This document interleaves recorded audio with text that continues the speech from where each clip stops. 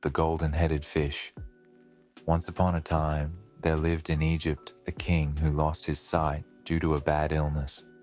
He was very sad, and his griefs increased as months passed. All best doctors in his country were unable to cure him. The poor man grew so thin from misery that everyone thought he was going to die.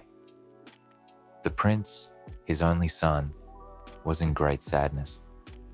A traveler arrived in a boat down the river Nile, and after questioning the people about the reason of their sad looks, declared that he was court physician to the king of a far country, and would, if allowed, examine the eyes of the blind king. He promised to do his best to cure him. He was at once admitted into the royal presence, and after a few minutes of careful examination, the physician announced that the case, though very serious, was not hopeless. Somewhere in the great sea, he said, there is a golden-headed fish. If you can catch this fish, bring it to me, and I will prepare an ointment from its blood, which will restore the king's sight. For 100 days I will wait here, but if at the end of that time the fish should still be uncaught, I must return to my country. Catching the golden-headed fish. Without the least thinking or hesitation, in the next morning, the young prince set forth in quest of the golden-headed fish, taking 100 men with him, each man carrying a net. Quite a little fleet of boats was awaiting them. They sailed to the middle of the great sea. During 3 months, they worked diligently from sunrise to sunset, but though they caught large number of fish, not one of them had a golden head. "It is quite useless now," said the prince on the last night. "Even if we find it this evening, the 100 days will be over in an hour, and long before we could reach the Egyptian capital, the physician will be on his way home." The prince didn't lose hope. He said, "I will go out once again and cast the net myself." At the moment that the 100 days were up, he drew in the net with the golden-headed fish in it. Success has come, but as happens often, it is too late, murmured the young man. "But anyhow, put the fish in that vessel full of water, and we will take it back to show my father that we have done what we could." When he drew near the fish, it looked up at him with such piteous eyes that he could not make up his mind to condemn it to death. For he knew well that though the physicians of Egypt were ignorant of the secret of the ointment, they would do all in their power to extract something from the fish's blood. So he picked up the prize of so much labor and threw it back into the sea and began his journey back to Egypt. When he reached the palace, he found the king in a high fever, caused by his disappointment, and he refused to believe the story of his son. "Your head shall pay for it, your head shall pay for it," cried he, and bade the courtiers instantly summon the executioner to the palace. But a servant ran at once to the queen and told her of the king's order. The queen put common clothes on the prince, filled his pockets with gold, and sent him to board of a ship which was sailing that night for a distant island. The queen said in tears, "Your father will regret this decree some day, and then he will be thankful to know you are alive," said she. "But one last counsel will I give you, and that is, take no man into your service who desires to be paid monthly." The young prince thought this advice was rather odd. If the servant had to be paid anyhow, he did not understand what difference it could make, whether it was yearly or monthly. However, he had noticed many times that his mother was wiser than him, so he promised to obey. Meeting the servant. After a voyage of several weeks, the prince arrived at the island of which his mother had spoken. It was full of hills, woods, and flowers. Beautiful white houses were everywhere in gardens. "What a charming spot to live in," thought the prince. He bought one of the most beautiful houses. Then servants came to offer their services, but all of them agreed to have monthly salaries. The young prince, who remembered his mother's words, refused this condition. At length, one morning, an Arab appeared and asked the prince to hire him as a servant. "What wages do you ask?" inquired the prince, when he had questioned the newcomer and found him suitable. I do not want money, answered the Arab. At the end of a year, you can assess my services and pay me in any way you like. The young prince accepted. As we told you, the island was full of gardens, trees, flowers, and birds, but the farthest end of it was completely devastated by a monster which came from the sea. When the ruler knew about this monster, he sent several squads of soldiers to kill this monster. But the monster used to get out of the sea when the soldiers were in deep sleep. It devastates more areas. Every time, the soldiers receive a painful punishment from the king. At last, a caller went round in the island saying, "The ruler will give a great gift to whom that can kill the monster." As soon as the Arab servant heard the news, he went straight to the governor's palace.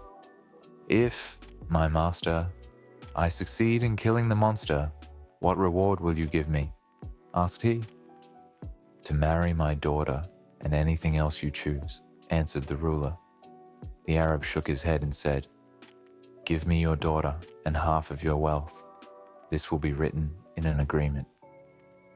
The ruler didn't hesitate and accepted the conditions of the Arab servant, but he added, "You must know that your head is for your failure. This is to stop you from repeating such an insult." The Arab, fully self-esteemed, answered, "I never feared of death. I'll kill the monster, God willing. Ask them to write the agreement quickly." The ruler ordered to write the agreement, and the Arab servant started his mission, killing the monster. The Arab youth waited till night, rubbed his body with oil that made it very shiny. Then he went to the shore behind a big rock, waiting for the monster. After some hours, the brave youth saw a high wave which threw a big body to the shore. It was the horrible monster. The upper part of the monster was like a bird, the middle part was like a monster, the lower part was like a poisonous snake. The monster walked towards the fields, followed secretly by the Arab youth. The brave youth stabbed the monster behind its ear. The monster convulsed and cried. Then it fell in a fountain of blood, and smoke came out of its head. The Arab watched for a little while, in order to make sure that there was no life left in his enemy. But as the huge body remained quite still, he quitted his hiding place and cut off the ears of his enemy. These he carried to his master, bidding him show them to the governor and declare that he himself, and no other, had killed the monster. "But it was you, and not I, who slew him," objected the prince. "Never mind. Do as I bid you. I have a reason for it," answered the servant. Though the young man did not like taking credit for what he had never done, at length he gave in. The governor was so delighted at the news that he begged the prince to marry his daughter that very day. But the prince refused, saying that all he desired was a ship which would carry him to see the world. This request was granted at once, and when he and his faithful Arab embarked, they found, heaped up in the vessel, stores of diamonds and precious stones, which the grateful governor had secretly placed there. The enchanted princess. So, they sailed for a long time, and at length they reached the shores of a great kingdom. Leaving the prince on board, the Arab servant went into the town to find out what sort of a place it was. After some hours he returned, saying that he heard that the king's daughter was the most beautiful princess in the world, and that the prince would do well to ask for her hand. The prince listened to this advice, and taking some of the finest necklaces in his hand, he rode a beautiful horse which the Arab had bought for him, and went to the palace, closely followed by his faithful attendant. The strange king happened to be in a good humor. He accepted the request of the prince instantly, but he added, "Young man, I will give you my daughter, if that is your wish. But first I must tell you that she has already gone through the marriage ceremony with 190 young men, and not one of them lived for 12 hours after. So, think, there is yet time." The prince did think, and was so frightened that he very nearly went back to his ship without any more words. But just as he was about to withdraw his proposal, the Arab whispered, "Fear nothing, and take her." The prince regained his composure and replied the king, who would not risk his head for the hand of such a peerless princess. "As you will," replied the king, who admired the brave prince. "Then I will give orders that the marriage shall be celebrated tonight." It was done, and after the ceremony the bride and bridegroom went to their own apartments to sup by themselves, for such was the custom of the country. The moon shone bright, and the prince walked to the window to look out at the river and the distant hills, when his gaze suddenly fell on a silken shroud neatly laid out on a couch, with his name embroidered in gold thread across the front. For this also was the pleasure of the king. Horrified at the spectacle, he turned his head away, and this time his glance rested on a group of men digging busily beneath the window. It was a strange hour for anyone to be at work, and what was the hole for? It was a curious shape, so long and narrow, almost like, yes, that was what it was.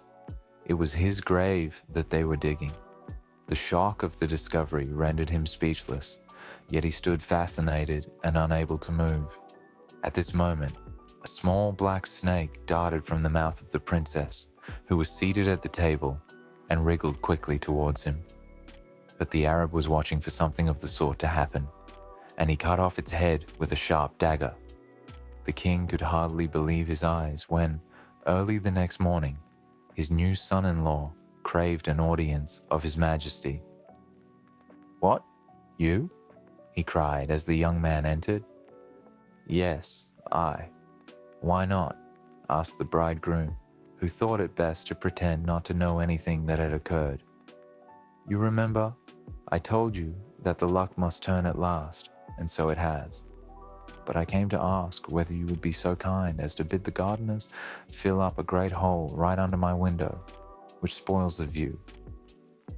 "Oh, certainly. Yes, of course. It shall be done," stammered the king. "Is there anything else?"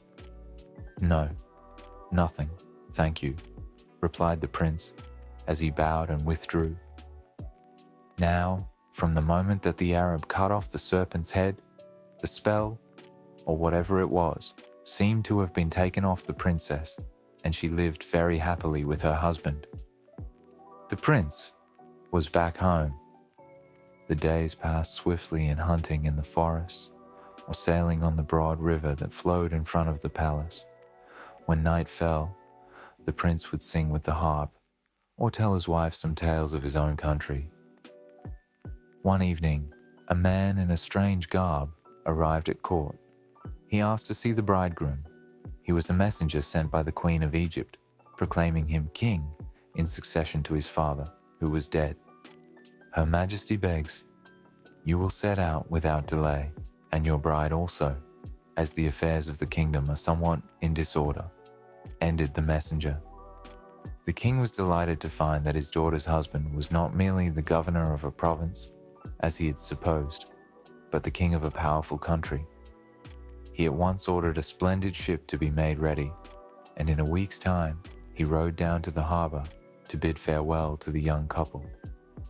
In spite of her grief for the dead king, the queen was overjoyed to welcome her son home, and commanded the palace to be hung with splendid stuffs to do honor to the bride. The people expected great things from their new sovereign, for they had suffered much from the harsh rule of the old one, and crowds presented themselves every morning with petitions in their hands, which they hoped to persuade the king to grant.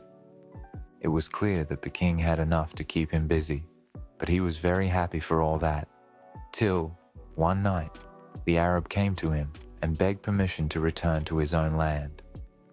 Filled with dismay, the young king said, "Leave me. Do you really wish to leave me?"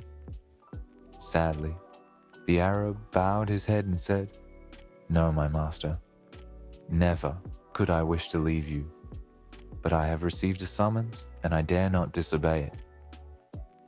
The king was silent, trying to choke down the grief he felt at the thought of losing his faithful servant.